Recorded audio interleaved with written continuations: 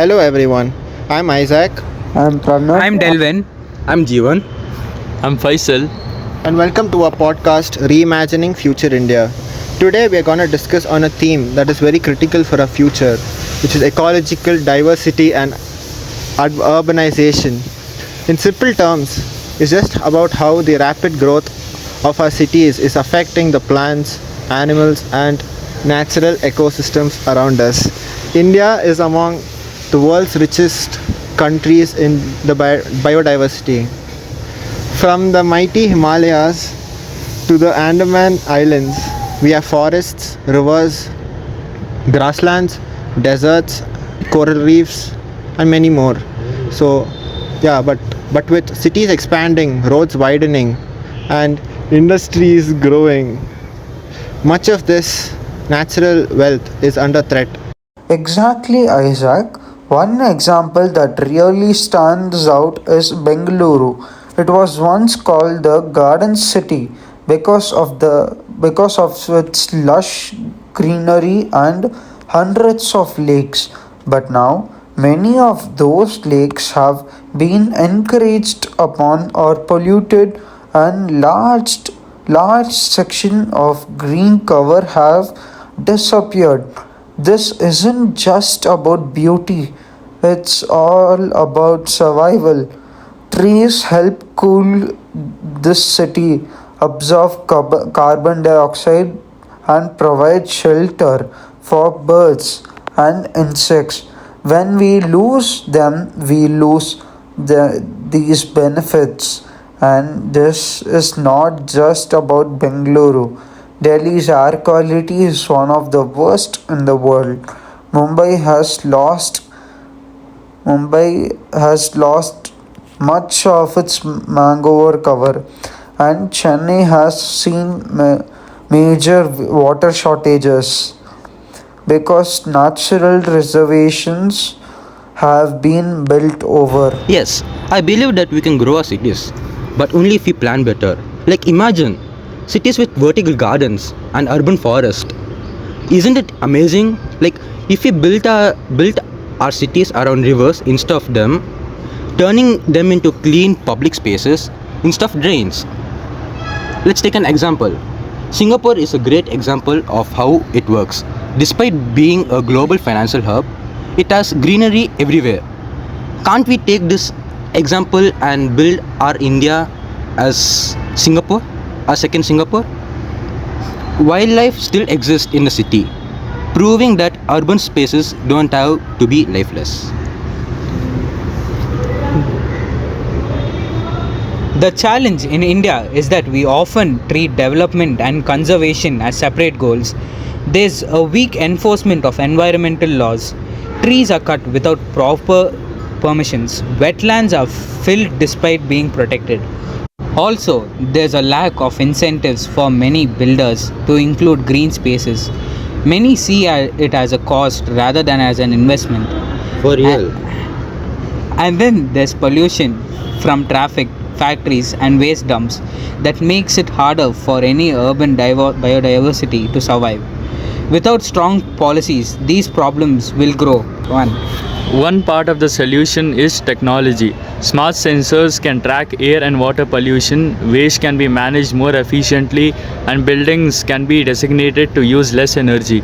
But the other part is awareness.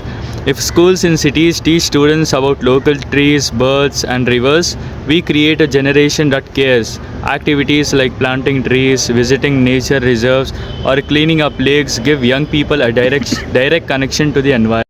I'd also say that citizens need to step up. The government can make policies, but people have to follow and support them. We could segregate waste at home, avoid littering, or we could also use public transports and even volunteer in environmental activities. And for example, if you take we can take Pune as a very good example. Like citizens over there have formed groups which have revived dead lakes simply just by organizing cleanup drives and all those replanting native species and all. Even small actions like avoiding plastic bags, or even planting a tree in your neighborhood could add up when thousands of people do them. Benefits of garden city, green cities. And here's something people often forget: green cities are not just being better for nature, they are also for the economy. Cleaner air reduces healthcare costs, spaces increases property values, and ecotourism brings in revenue. Businesses benefit when employees live in healthier environments. If we think of nature as an asset instead of an obstacle, we'll invest in more wisely. Absolutely, Pranav. I like an example, Isaac. About Pune, it is a very good example. I want to add a topic on learning of indigenous knowledge. Like we can learn much more from rural and indigenous communities. For centuries, they are practicing sustainable farming, water harvesting, and forest management. Like this process doesn't involve in biodegrading products. Sorry, I mean biodiversity. My bad. If cities could adopt even a fraction of these techniques, we we waste less and live more harmoniously with nature. Imagine urban buildings designed using local materials, or cities farmed that follow traditional crops. Ration methods. This would merge ancient wisdom with modern need. Okay, I want you guys to imagine about the vision of India in 2050. Let's picture India in 2050. If we take the picture right steps right now, cities could have efficient public transport so people rarely need cars. Streets would be lined with trees. Every rooftops would be green, and water bodies might become clean and enough to swim in. Okay, now let's talk about the wildlife. Wildlife corridors would allow birds, butterflies, and other small creatures to move through cities freely. And instead of concrete jungles, we would have more vibrant, breathable spaces where humans and nature can live side by side, which I would think is a better idea. Yeah, that's right. Urbanization will happen, there's no stopping that. But we can decide what kind of cities we build. We Will they be polluted and lifeless, or clean, green, and full of lives? So the choice here is ours. It starts with awareness, growth with action, and succeeds with cooperation between governments, businesses, and citizens. So to everyone listening around your own city, find one thing you can do to make it greener. Plant a tree, clean a park, cycle instead of driving. Every action counts.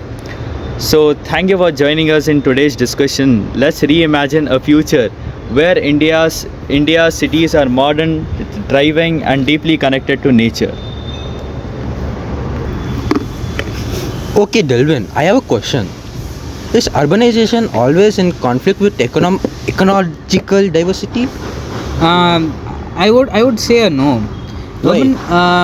I feel that urbanization can support biodiversity if the cities are integrated with green infrastructure and protected water bodies in planning and expansion. Proactive designs and restoration efforts are key. Can you give an example? Um, how about the vertical gardens? Do you find that as a convincing example? After that, I would say urban forests, and there are other more greenery that you can see around. Oh, okay. So, guys, what do you think? Could cities address the enforcement gap for environmental laws? I guess strengthening and streamline regulatory bodies.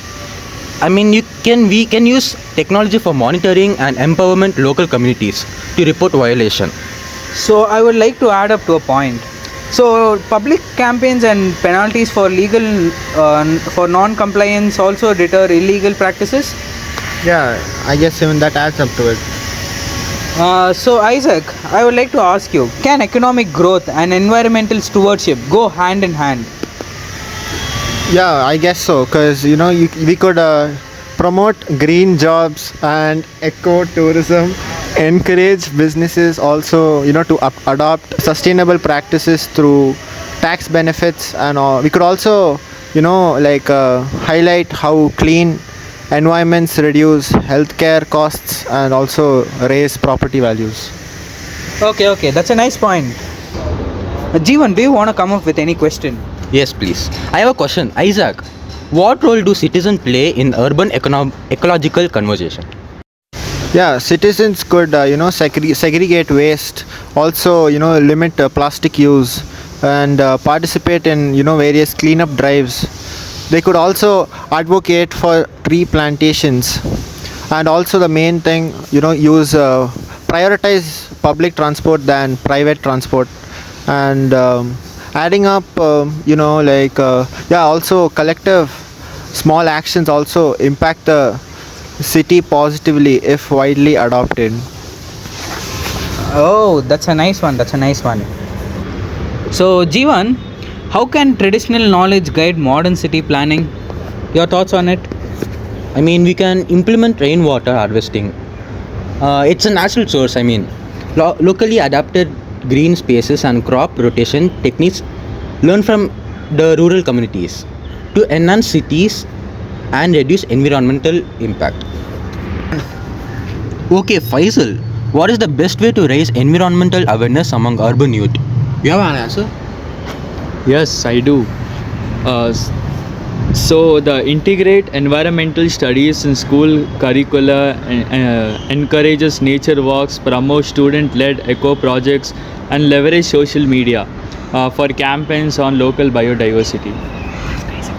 Okay, so Isaac, I want to ask a question for you. So if you could change one thing about your city to make it more eco-friendly, what would it be?